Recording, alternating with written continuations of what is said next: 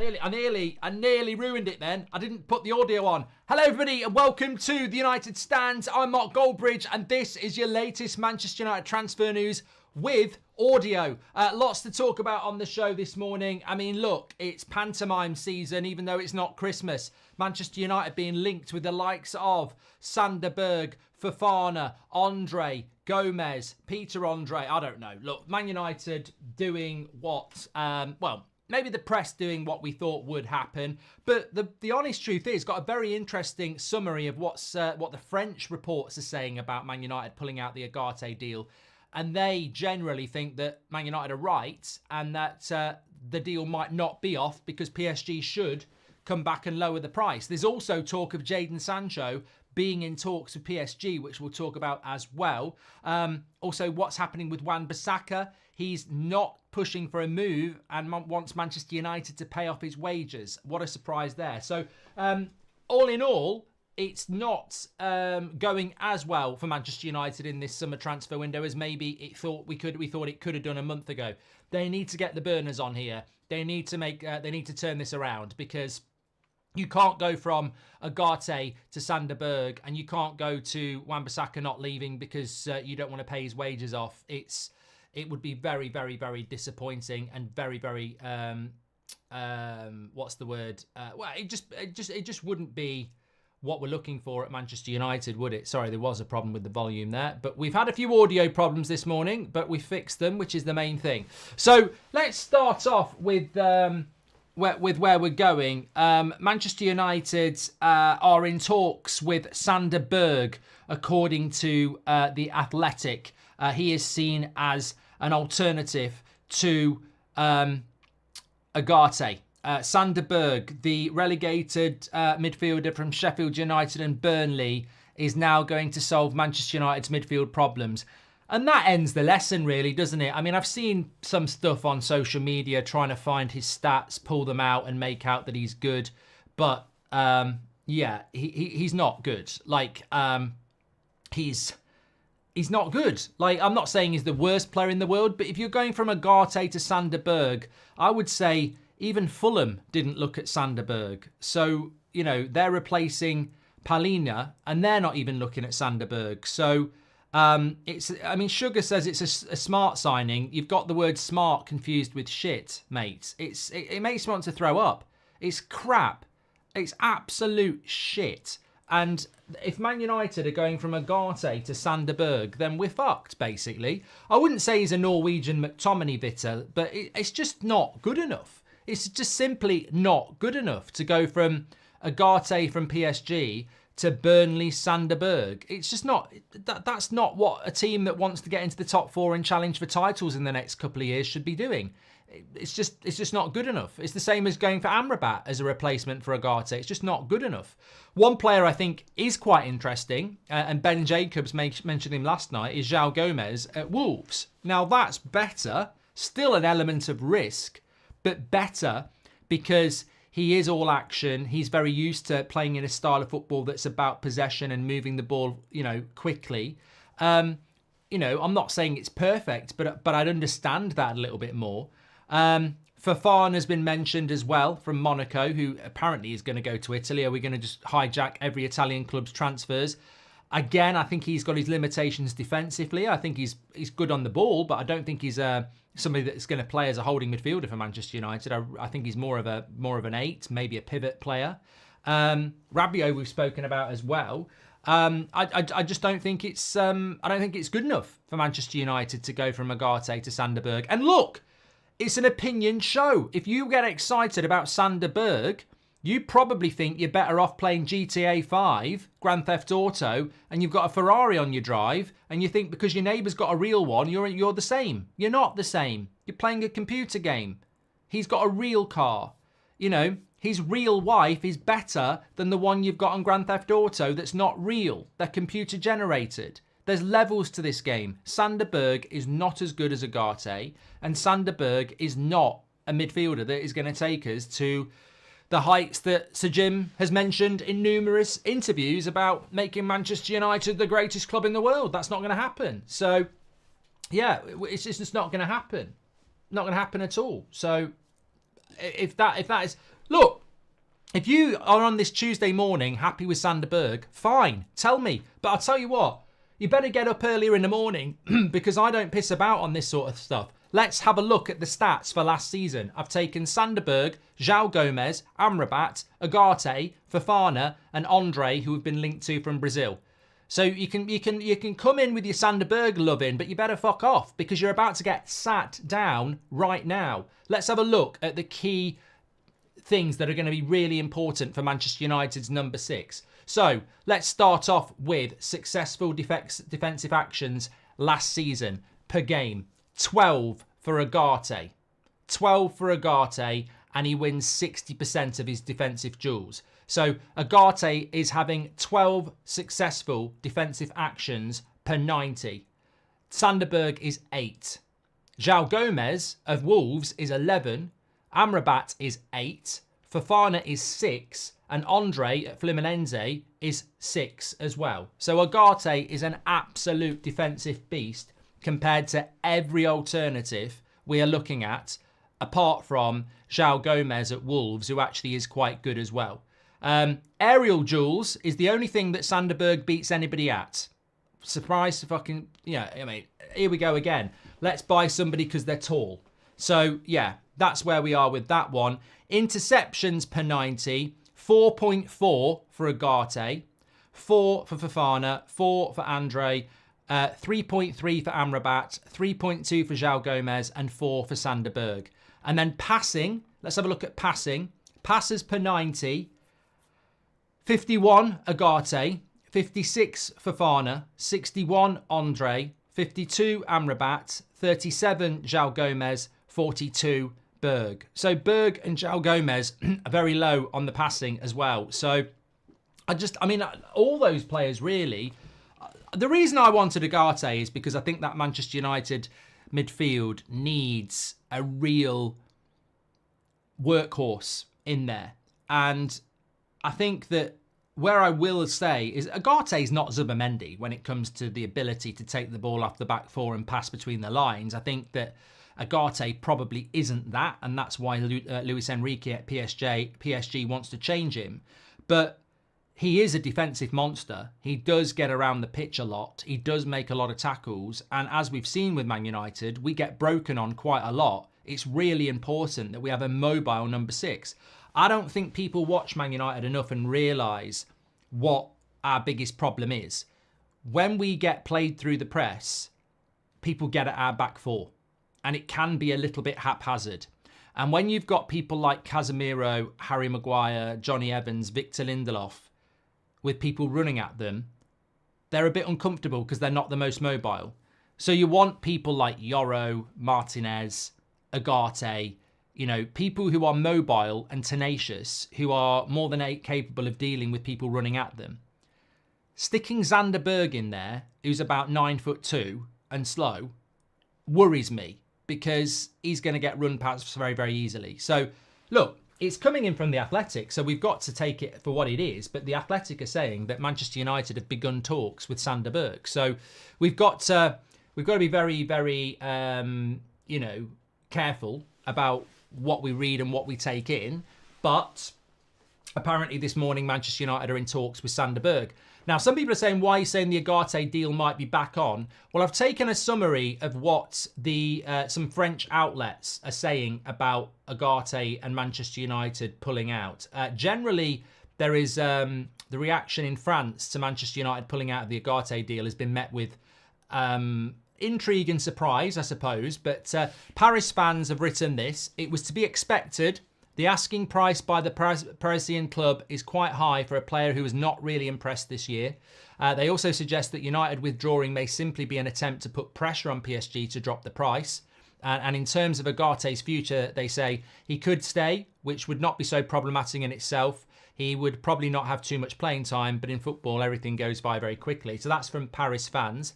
Le Ten Sport has said that United have simply lost patience with PSG being unwilling to budge, viewing the French club as too greedy as much as they admire Ugarte. Maiden Foot says Manuel Ugarte was already on the verge of packing his bags to continue at Manchester United. He'll have to find another way out if he wants to leave Paris now. And Foot Mercato labelled the developments a real blow for Ugarte, talking up his desire to play in the Premier League. So a little bit of a mixed reaction there from France. I think that there is still an opportunity there for PSG to do a deal, but they're going to have to move quite quickly. They're going to have to lower that price. One interesting development around this is that Sky are reporting this morning that Jadon Sancho has held talks with PSG and would be open to a move, and maybe that, you know, could lead back to an Ugarte deal. Unfortunately, this is slow sports news, because we had Fabrizio on the show yesterday who basically said that, yes, PSG held talks with Sancho's representatives last week, but there's not been any talks since. So, unfortunately, this is what's happening with your subscription to a very big mainstream outlet, is that they're regurgitating news and passing it off as new. There are no fresh talks with Jadon Sancho at the moment. That's old. So this is what you've got to be very careful about, is that you wake up this morning and you think, oh, Man United are in talks with PSG about Sancho now. Maybe that means the Ugarte deal's back on. That's old news. PSG haven't spoken to Manchester United about Sancho. They've spoken to Sancho about, you know, what the deal would entail, but they've not gone back in. So at the moment, any talk of, Sancho to PSG and Ugarte back to Manchester United is very premature, because that's the way some of these mainstream outlets are working at the moment. They don't have any information, so they regurgitate a piece of information from last week and pass it off as their own. There are no new talks with Sancho and PSG, and there aren't any talks between Man United and PSG for Sancho. So that's not to say it can't happen, but I agree with Dante, though. He says, I'm very surprised Fabrizio Romano hasn't said anything about the deal off around Ugarte. I think that, I'm quite surprised. I was very surprised last night when we finished the 8 o'clock show. I really genuinely thought we were going to get like a 10:30 show, because there'd be some 10:30 news drops. And I was watching House of the Dragon last night, and I thought, I'm not going to get to watch all of this, because at some point we're going to get some sort of drop. And nothing came out. You know, Fabrizio, as far as I know, hasn't said anything about the Ugarte deal yet. So, I mean, look, David Ornstein's very good. Fabrizio's very good, but it doesn't mean that the deal is completely off. I think that PSG would have to move very, very quickly, but I don't necessarily think that it's off, because I think if they really want to, you know, raise a bit of money, and PSG do, then there's not really anybody else that's going to come in and change things. And it doesn't make David Ornstein wrong if we still sign Ugarte. Like, what he actually said is that the deal has gone cold, negotiations have stopped, but that's because PSG won't change their price, which is 60 million euros. So Man United publicly saying that they've walked away and they're talking to other players, it's down to PSG now, isn't it? If the deal stays off, it's because PSG won't bring their price down. I still stand by what I said last night. Why didn't we leave the deal earlier?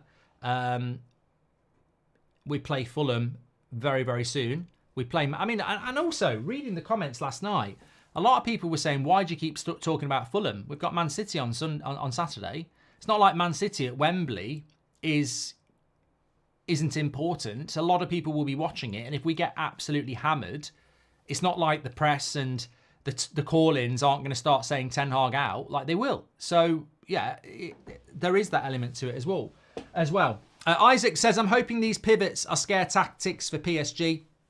And Hosni says, this transfer window is the most typical United transfer window. If anything, worse with renaming of Old Trafford news, says Hosni. Ineos are just the Glazers, says Brian. Well, all I'll say about the renaming of Old Trafford is hypocrites. We've got a lot of hypocrites in our fan base, because if the Glazers had knocked Old Trafford down and renamed it the Snapdragon Stadium, then there would have been protests. Are they not doing that with somebody else fronting it? I mean, last time I checked, Ineos own 28% of the football club, and they only run the football side of things. What's the stadium got to do with the football side of things? So I just think some of our fans are just very confused about what's actually happening at the football club, and I understand that, but Glazers still own the football club, everybody, and I'm not convinced that they don't own a lot more of the decisions that are being made than people think. At the moment, it does feel a little bit like when Ollie was in charge and nobody wanted to say anything bad about Ollie, but Ollie was a front for the Glazers. He protected the Glazers, and at the moment, it's almost like the Glazers don't exist when they do. They own half the fucking football club. I think that anything that's going on with the stadium is what they always wanted. They always wanted a new stadium, and they always wanted to give the naming rights up. And lo and behold, it's probably going to happen. And I think they're still signing the checks on transfers as well, which is why we're still really slow at transfers. So, but some people don't want to wake up and smell the coffee on that one, do they? The transfer window, we've done that one. Brian says, Ineos are just the Glazers. Coaches and execs are a lot cheaper than actual sorting out the playing squad. Berge is a real signifier of Ineos's intent. What's happened to the reserve goalkeeper, says Triggers. Don't know. I think he's back in training, but he won't be playing anyway, will he? Luciano says, my dream would be João Gomes from Wolves. I follow him since his debut from Flamengo. It would be great, him and Kobe. He really has the legs we need. I mean, look, you can't be spoilt. You can't be petulant. You're not the CEO of Manchester United. If we don't sign Ugarte, we don't sign Ugarte. But from what the alternatives are, Fofana from Monaco just feels too much of a number 8 to me. Rabiot is just mercenary. Amrabat isn't good enough to be a starting number 6 for Man United. I think he's more of a squad player. Sander Berge is just downright terrifying. And Andre from Fluminense in Brazil is decent on paper. Defensively, he's not really as strong as Ugarte in tackling and stuff like that. But also, he's never played in the Premier League, so you'd have to have some sort of adjustment there for him. Zubimendi would be a decent alternative, but apparently that deal's really, really hard to do because it's £50 million or nothing, and we won't pay £50 million for Ugarte, which is 60 million euros. So João Gomes, Premier League proven, would be interesting, but are we actually looking at him? And I think it was Ben Jacobs who mentioned Andre and João Gomes. Steve Brown says, we got lured with false hope. It was always going to take 2 to 3 windows to clear the deadwood. Realistic expectations are needed. So Jim Radcliffe should never have invested and let Qatar fix us quicker. He's selfish, says Steve Brown. Metcalfe, done that one from MMA Takedown. Berge is literally McTominay, says Jack. Well, no, I think Sander. I mean, look, I'm reluctant to say that that Sander Berge is total shite. I mean, we were linked to him a few years ago, and he looked quite interesting. But I think when you look at what we're looking to bring into Manchester United's midfield, then I would obviously say that Sander Berge is just not very exciting. And that, to me, is the big problem. I also think that if Man United line up against Liverpool in that third home game of the season, and they've got Sander Berge in the midfield, I just don't think it does anything for the fan base, for the opposition. It doesn't. It's just not good enough. But if we sign him, we've got to back him because that's just what we do as a fan base. Our next transfers are important, says Patrick Lynch. Can't have stopgaps or future prospects. We need players that are ready to go and can deliver consistently performances. We need consistency more than anything, says Patrick. And do you think Ten Hag heard Barcelona need to sell De Jong and asked to pull out of a Ugarte deal, says Hosni? I don't think Eric Ten Hag has got the power at Manchester United to do that because, it's not as simple as saying pull out the Ugarte deal that we've been working on for 6 weeks to try and get De Jong again. I don't think Ineos are that stupid, and they'd say, Eric, look, you did this 2 years ago and you wasted a whole summer. he's on ridiculous wages as well. He doesn't want to come to Manchester United. So I think the De Jong story is a load of shit, really, to be honest. Connor says, I'm praying for a good season. I can't handle another horrible roller coaster of a season. My heart won't handle it. Jack says, Berge is literally McTominay. We could walk away from Bayern as well, says Dan, as they won't lower the price for De Ligt. Yep. Sticks says, we need to be patient. I believe Ineos know what they're doing. Saying they are the same as last year and years before is ridiculous. If it was the same, we would have signed Branthwaite for 90 million, says Sticks. Yeah, I mean, I want to agree with you, Sticks, but on the other hand, I don't agree with you because there's a lot of things happening that just feel very Glazer-like. There are a lot of things that feel very familiar. How is walking away from Ugarte any different to walking away from Perisic for Mourinho all those years ago? Clearly the right player with the right attributes, but we spent weeks and weeks negotiating and then walked away and didn't do anything. So there are similarities. My question remains the same from last night. Why have we spent 5 weeks on a deal where PSG have never changed their price? Why have we not moved away quicker? Have we been played by PSG? Have we not got the money? Is it because McTominay won't leave? Another bit of breaking news this morning, also coming out from The Athletic, is that Aaron Wan-Bissaka is not in a rush to leave Manchester United and will only go if his wages are covered by Manchester United. So West Ham cannot afford to give Wan-Bissaka £100,000 a week, which is what Man United pay. They will pay a transfer fee that Man United are happy with, but the hold up now is that Wan-Bissaka is saying, I'm not in a rush to go and I'm not going to take a pay cut. So if you want me to go, you need to pay me off my wages that I'm owed for the next year, because he's got a year left on his contract. So Man United are back where they were with West Ham and Maguire last year, where we'd had a fee agreed, but Maguire said, I'm not going to take a pay cut. You need to cover my wages for the next 2 years. And Man United said no. So we're in exactly the same position again, where Wan-Bissaka is saying, I'm not desperate to leave. If you don't cover my wages, I'm not going to go. And West Ham are saying, we're not paying his wages. We'll give him a wage that is in line with our squad. So Man United have got to go. They've got to pay his wages for the next year.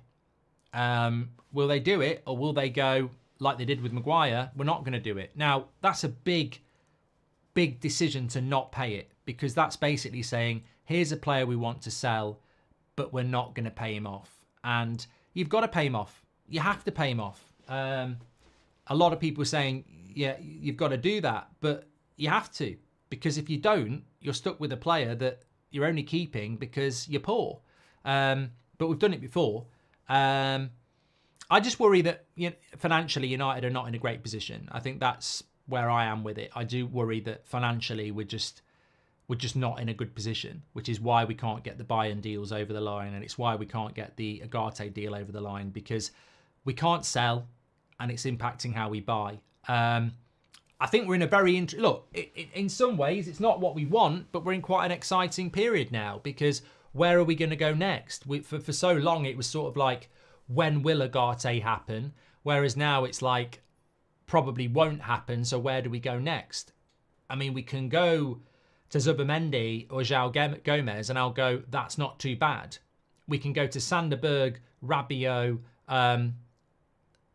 Fofana, Amrabat, and I'd go, that ain't good enough. For different reasons, they're not good enough. I mean, I'm not having that Amrabat is anywhere near the level of Ugarte, especially when it comes to tackling and ability to win the ball back and recovering the ball. That's what we need. We need a real tenacious tiger in that number 6 to help us defensively. Yes, we need a number 6 that can conduct the play, but first and foremost, and I think this is a really important thing as well, when people think about the holding midfielder, they want Rodri. They want somebody who can tackle, win the ball back and pass and score. Well, there ain't many Rodris about. So what's the priority for Manchester United? Do we need a number 6 who can't tackle but is very good on the ball? Or do we need a number 6 that's okay on the ball but is ridiculously good at tackling? And I think we need the latter. When you look at last season, we were getting run through the midfield every week. We need somebody in that midfield who is tenacious, quick across the ground, and can win the ball back. With the likes of Martinez and Mainu and Bruno and Luke Shaw and hopefully Delot and hopefully De Ligt, Ugarte's doesn't need to be Rodri if he can win the ball back and give the ball to those lot. So in the first and foremost, we need an action. We need, in my opinion, if you're offering me a ball player or a ball winner, I think we need a ball winner first of all, because we're not building Rome in a day. We're building it over the next 3 years, and the first thing we need to do is get the ball back. We can worry about possession when we've got the ball, and I think Ugarte gets you the ball back, and he's absolutely brilliant at it. So that is why, for me, he's really important. And if you're not going for him, then I go back to comparing these players on their defensive actions. And as I said, defensive duels per 90, 12 for Ugarte, 11 for João Gomes. The rest of them, Berge 6, Amrabat 8, Fofana 6, Andre 5.5. So the two standout defensive monsters are Ugarte and João Gomes at Wolves. So that's where I'm pivoting to. I'm not pivoting from defensive monster to Sander Berge because he's only in 6 defensive duels per 90, whereas Ugarte's in 12. Berge on the cheap this year and Wharton next year. What about their height, Mark? Well, I mean, this is. We'll just have a quick look at that. It's a very good point. Height, Sander Berge 195 centimeters. The next tallest is Ugarte's 183. Andre's 176. João Gomes is 176. And Amrabat's 183 as well. So Amrabat and Ugarte and a Fofana are probably all around 6 foot, aren't they? Whereas Sander Berge's probably around 6'2", 6'3", and then João Gomes is probably about 5'10", I would say. So again, height-wise, Ugarte is the best of the options, I would say. As for their age, 26 Sander Berge, 23 João Gomes, 27 Amrabat, 23 Ugarte, 25 Fofana, 23 Andre. So I just think the best option is the one we were looking at, and everybody else is quite clearly plan B, aren't they? Ugarte struggled leaving Lisbon. Let's not pretend he's the great hope. Zubimendi is a far better player, says Lego. Berge on a cheap this year and Wharton next year, says Casper. I'm sorry. I'm personally not having this. I'm not having this. What is it with some people in our fan base that think Sander Berge's good? Like, can you, rather than just saying Sander Berge on the cheap, oh, he's not that bad, can you tell us what he's actually good at then? Because we've literally just gone through passing, tackling, the only thing he's good at is height. Oh, let's thank his mum and dad. I mean, that's got nothing to do with football, is it? He's tall. Like, what is he good at in relation to somebody like Arsenal, Liverpool, Chelsea, Man City, Spurs, Villa? Nobody's looking at him. I'm not saying he's terrible, but this is the guy that's meant to replace Casemiro. And you're telling me Sander Berge this year is a good... Yeah, he's not a bad option. Fucking hell. Why don't we go and take a couple of Norwich players as well? Yeah? I've heard Leeds are trying to raise a bit of money in the Championship. I mean, I don't get some people's mentality in our fan base sometimes. It's the same ones who want to keep Wan-Bissaka. Like, do you not understand what Manchester United are meant to be? We are meant to challenge for the title every year. That is the level that we should be at, that we've been crippled by the Glazers for. And you want Sander Berge to now be our holding midfielder? Fucking hell. If you were, even if he was 21, I'd go, well, there might be some potential there. He's 26. Like, that's it. What he is what he is. He's in his prime years. He's not even a young potential player. I've got to be careful here because I just don't want it to come across that I think he's a total shit player, because I don't think he is. I just don't think he's a player that's good enough for Manchester United. D3 says you're clueless. But, mate, you're clueless doesn't mean anything. What that means is, and everyone will back me up on this, saying, Mark, you're clueless because you like Sander Berge, just backs up my point. You can't come back with anything other than a little bit of timid abuse. Like, tell me what he's good at, and I'll look at it in an honest way and go, okay, I've missed that. He's tall. He doesn't tackle very much. His passing's not great. Oh, apparently he hits a lot of long balls. Great. Oh, Rashford, get running in behind. We haven't seen that for the last 5 years. Come on. What is he good at? He's not good at tackling. He's not very quick. His passing, in relation to playing through the lines isn't particularly good. He's good at hitting long balls, apparently, and he's tall. Well, that's not good enough. It's not good enough. We finished 8th last year. 8th last year. Like, we need to improve. We don't need to take risks on people that look like they're a drop-off. If Wan-Bissaka is on 100k a week and over 1 year, that's 5.2 million for the year. If West Ham pay 50k, then we are delaying over 2.6 million, says Eugene. Oh yeah, mate. Look, we're not talking a massive amount of money here for Wan-Bissaka. He's on 100 grand a week. I think West Ham want to give him 50. So yeah, we've got to make up the difference over a year, which, if you're right, is about £2.5 million. Kai says Sanderberg screams at Fellaini and Maguire, saying you won't leave unless he's up for sale, and shows we aren't aggressive in outgoings. Zubamende and Ugarte as our midfield would challenge top four, says Liam. Well, we were never going to get both, were we? Anthony Mayock says, how much would Wolves want for João Gomes? Mate, I don't even know if Ben Jacobs is accurate on that. He was a player that we were scouting a few weeks ago, but we were also scouting Edison at Atalanta, and nothing's been said about that yet. I think that if Edison became a target again, I wouldn't be opposed to that, but we've just not heard anything on it. João Gomes at Wolves a week out from the start of the season would not be an easy deal. I mean, I'm just talking about potential options, but I don't think João Gomes is, let's just take João Gomes then. Like, it would be a very difficult negotiation process, and we probably wouldn't get it done before the Liverpool game in a couple of weeks, in 3 weeks, because I think it would be a tough deal to do. John says waiting for contracts to run out is not the answer. Just have to cut our losses. We can't throw away season because of past deals. And Hosni says the next 24 hours will define Ineos for me. If they've pulled out of Ugarte without any real option ready, then the Glazers have won. Yeah, I mean, look, that's what I will say, is that it might not end with something you like, but there is that Christmas Eve anticipation of excitement that things could happen still. A lot of people have said this. What do you think is going to happen? And obviously it's a news show, so I'm trying to react to the news. What I think will happen, and get your comments in as well, because my opinion's no more valid than yours. What I think will happen is we will still get Ugarte. That's just pure hunch. I personally think, and a few people have said it in the chat, Laurie Whitwell, athletic, has an air of credibility. Sander Berge sounds to me like diversion tactics. I mean, realistically, it sounds terrifying. Laurie Whitwell will not have made that up. That will have come from a decent source. So you've got every right to be scared, because that will have come from a decent source.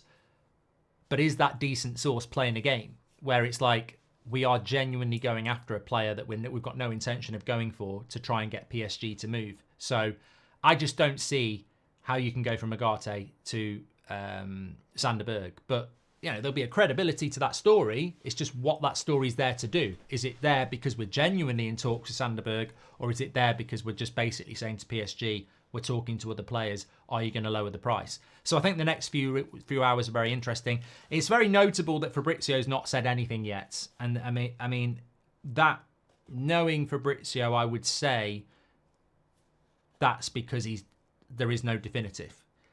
If that deal was off, I think Fabrizio would have said, as per David Ornstein, United have walked away, PSG and Man United won't negotiate any further, the deal is off.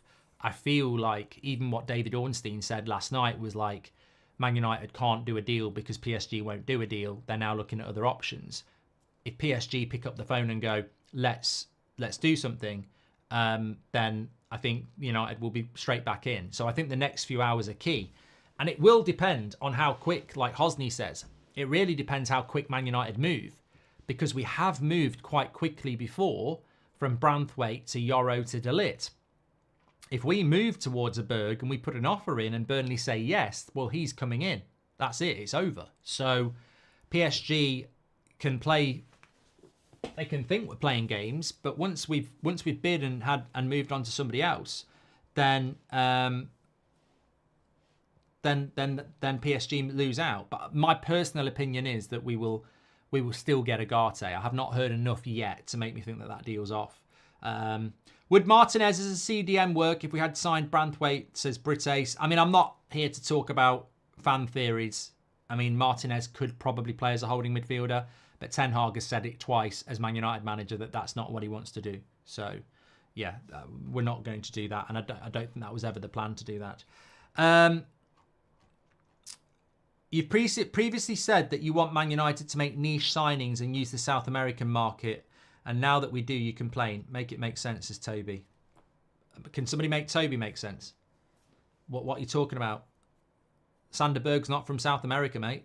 He's Norwegian and he's been playing in the Premier League for the last few years.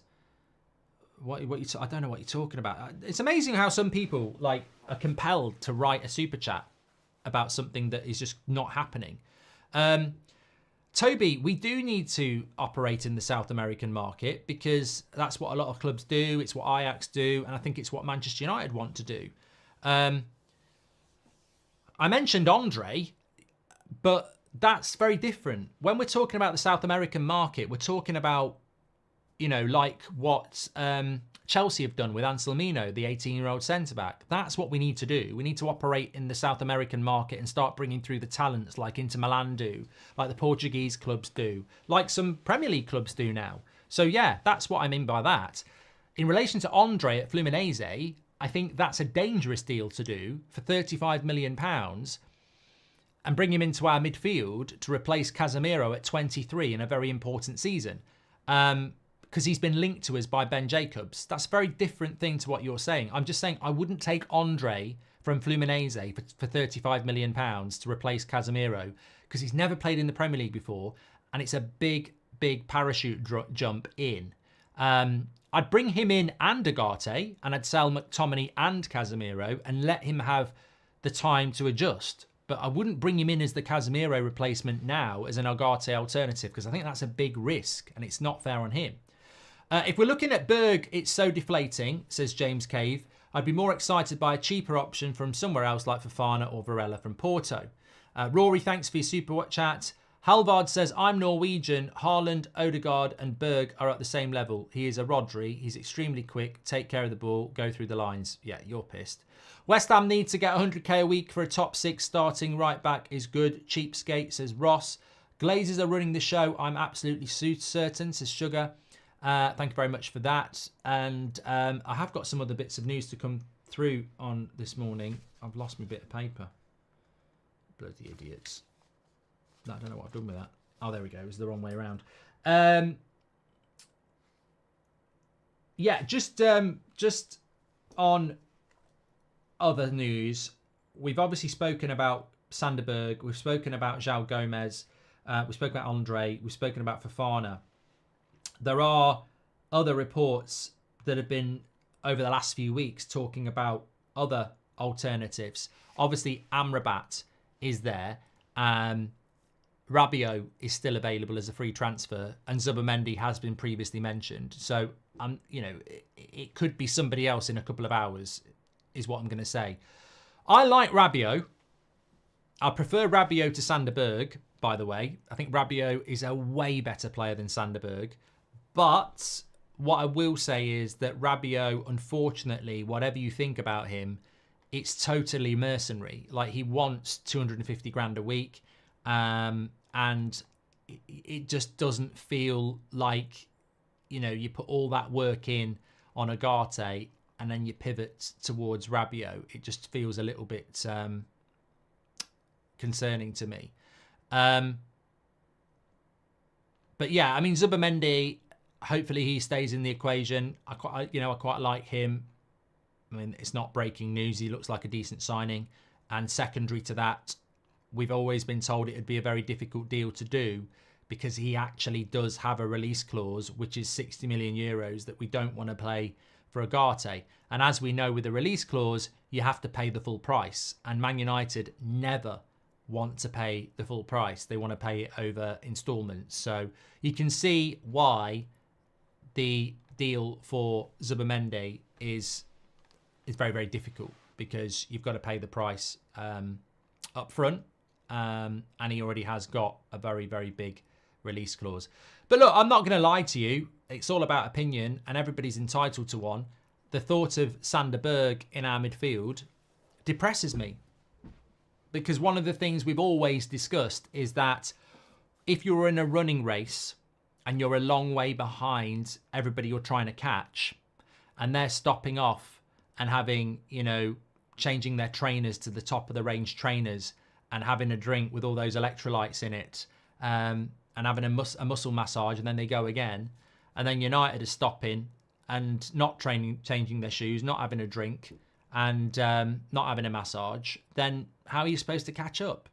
Like, you've got to do the things the teams ahead of you are doing just to try and catch up.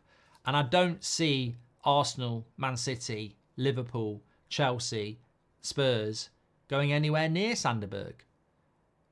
I can see them going near Zubimendi. I can see them going near Ugarte. I can see them going near a De Ligt. I can't see them going anywhere near a Sander Berge. And that is a risk. Doesn't mean he wouldn't work. Maybe he would work. Maybe he'd be the next Roy Keane. But if you want to beat the best and you want to catch the best, you've got to operate like the best. I don't think for 1 minute, by the way, you've also got to consider this.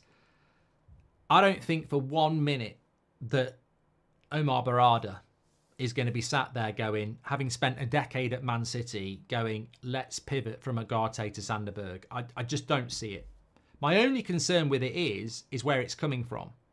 Like, nobody was talking about Sander Berge until The Athletic mentioned it. And that credibility means you can't ignore it. But, you know, it's not an inspiring way to go. You've got to go, exactly. They said best in class, says Lightning, Jarry. It's amazing how many of you are that intelligent that you remember that statement, because I wouldn't have done it. Ineos came in and said best in class. And you need best in class. Liverpool have got a double pivot with Arne Slot, and they're looking to bring a midfielder in. Are they looking at Sander Berge? Man City have got Rodri, the best holding midfielder in the game. Arsenal have got Declan Rice for £100 million. How much have Chelsea spent on their midfield? £200 million on Enzo Fernandez and Casido. Whatever you think about them, they've spent big. And Man United are looking at Sander Berge. It's not good enough. Would you rate it if we started De Ligt and Mazraoui today, and would that be enough for Fulham? I've got a feeling that happens this week, and a midfielder in January, says Callum. Look, I've always said that De Ligt's more important than Ugarte because that's the defensive line higher up, which means we can be closer to Casemiro, so he's not exploited as much. But we need both, but I would take De Ligt over Ugarte, yes, as a first deal. What about Kimmich, says Tusha? What the problem with Kimmich is that'd be 3 players out of Bayern. I just don't see it, Tusha. Hi, Mark. Me and my mate Ian Hennessy have been watching the channel for years, and today's his 21st birthday. Can you call him a prat? Happy birthday, Ian. That's from Rory, who wants me to call you a prat. Harvey says, selling a reserve striker forever, 95 million euros. And Zion says, I can't comprehend why we are the only top club where the players can decide whether or not they go or stay and fight for their place. This. I can tell you why. I can tell you why it happens, mate. It happens because we are weak as a football club because of the contracts that we've given. But we are one of the only football clubs where it happens. It happens because the players have got the power, because they're on stupid wages with lots of years left. But it shouldn't be happening. Yeah, it shouldn't be happening. If we're looking at Berge, it's deflating, says James Cave. Thank you. What's Ugarte's next club if we don't get him, says Robert McCormack. Well, this is why I don't think the deal's over, Robert, because there isn't anybody else there. And look, if I'm selling my car, right, we buy any car. Now, if I'm selling my car and I bought it a year ago for 20 grand, brand new, and then I want to sell it because I want to get a better car, and someone comes round and they really want it, and I say I want 20 grand, and they say, but that's what you paid for it a year ago. It's not brand new anymore, and you don't like it. Yeah, but I want 20 grand. well, I want to buy the car, but I'm not giving you 20 grand. You paid 20 grand for this car new, and a year later you don't want it anymore. So obviously it's going to depreciate in value because I know you don't want it after a year, and also it's not new anymore. So I'm not giving you 20 grand. Well, I want 20 grand. Okay, we'll see you later. I'll go and buy this car down the road then. I've got to go, oh, no one else wants it. Shit, come back. Come back with me colour TV and me CD collection of Bob Marley. What a song. Come back. We'll do a proper deal. And that's the situation. I think PSG have to get us back in the ring because they've asked for a stupid price and we haven't paid it. And maybe PSG thought, well, this is United. Let's really test and see what they're all about. But no one else is going to give them what they paid for their brand new car a year ago because they don't want it anymore. So I still think Ugarte will happen, but I'm not confident. I'm not like 90%. I'm like probably 60-40 that it'll happen. But the next few hours, I might be like, no, it's gone. You know, it's only because I think there's a little bit of hope that it can still happen. How resolute are Man United that they're out? I guess we'll have to wait and see. Alvarez to Atletico Madrid for 75 million. Wages are important from now onwards, considering how much Sancho is paid. Nobody's interested, says Liam. Where are Atletico Madrid getting 75 million pounds for that?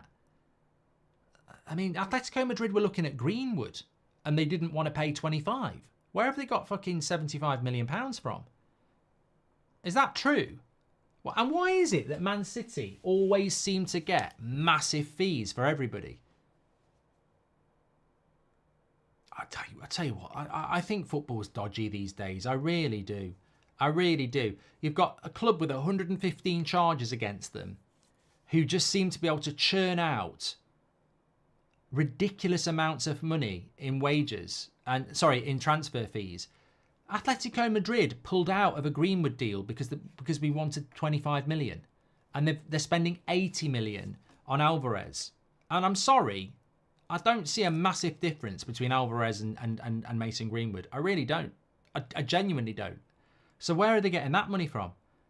And they're buying Conor Gallagher for 30. So suddenly Atletico Madrid have got 110 million in this market. It's something weird. Something really weird going on, I think. I don't get that, of course. And if they're getting 81 million, I mean, then Man City are going to absolutely dominate football forever when they're selling reserve strikers for 80 million quid. Fucking hell. It's amazing. Absolutely amazing. I do rate Alvarez. He's a good player. Here we go. He's a World Cup winner. Oh, mate, he must be better than Greenwood then. If he's a World Cup winner. Oh, fucking hell. Yeah, he must be better. Otamendi's a World Cup winner. He must be better than Van Dijk. Wow. Yeah, I never thought about that. Yeah. Alan Ball's a World Cup winner. He must be better than George Best. Fuck off. Was just saying he could be Vidic or Park signing, says Toby Williams. Why can't we put a list of players out like Juve, says Ryan, because we're powerless. We're powerless on that. That is a ridiculous amount. I'm sorry, that is not.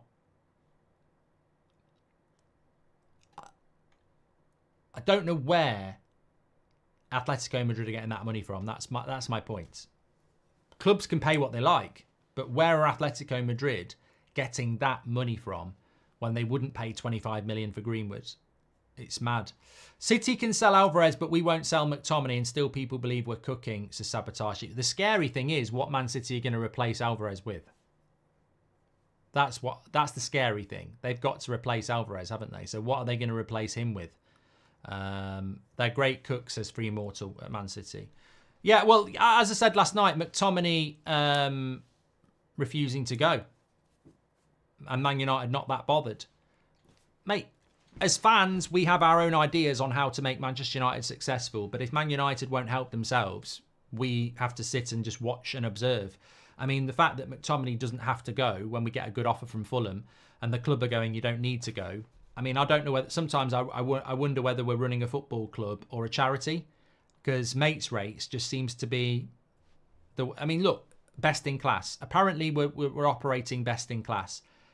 We're not operating best in class, are we? Because players that need to go are still here. and players that need to come in aren't here. So I think what's happening is Ineos are finding out the reality of Manchester United. With all the best intentions, it's still very, very difficult to make changes happen. I see a Gakpo scenario with Ugarte. Liverpool wants him as well, says Harvey Specter. Well, look, let's see what happens over the next few hours. We're back live again at 2 o'clock. I'm sure that there is going to be a lot of journalists out there doing a lot of phone calls, a lot of messages. We'll probably get a bit of shit in there as well, but I do expect to get some clarity in the next few hours as to what's actually happening. So make sure you smash a like and subscribe, everybody, and we will wait and see what happens next. But I still think Ugarte will happen at the moment. Not as confident as I was. Obviously, you've got to take into account that the Berge story is coming in from a decent outlet. So let's wait and see what happens. But I'm not giving up hope yet. Take care, everyone. Have a great day. Smash a like on the video, and I'm sure I'll see you again very, very soon. Thanks for watching. Make sure you subscribe.